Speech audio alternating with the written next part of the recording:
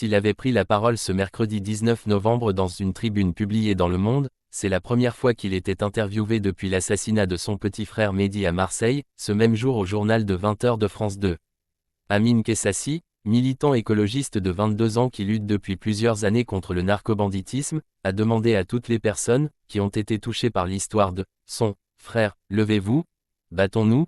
Il faut aujourd'hui que plus de 100 000 personnes se mobilisent pour la marche blanche prévue ce samedi 22 novembre à Marseille.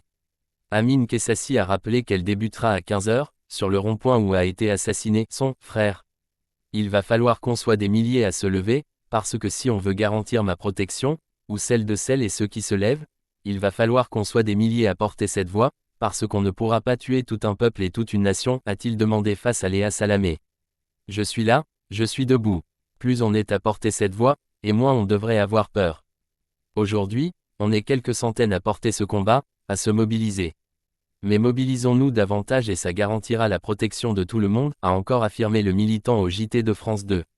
Aujourd'hui, c'est ce que je veux dire aux Marseillaises et aux Marseillais, je suis là, je suis debout, mobilisons-nous et venez ce samedi pour rendre hommage à mon petit frère qui était innocent, a-t-il appuyé.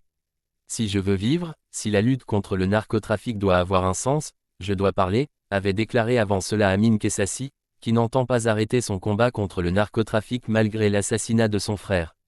Il ne s'agit pas d'un crime d'avertissement, il s'agit d'un crime. Un crime politique, un crime de lâches qui ont assassiné un jeune innocent, s'était-il ému. Cette prise de parole intervient au lendemain des obsèques de son frère à Marseille. Lors de celle-ci, encadrée par un important dispositif policier, Amine Kessassi, menacé depuis des mois, portait un gilet pare-balles, a indiqué une source policière à l'AFP. Mehdi Kessassi, 20 ans, a été assassiné il y a une semaine, abattu par 2 hommes à moto en plein jour, à quelques mètres de l'hôtel du département des Bouches-du-Rhône.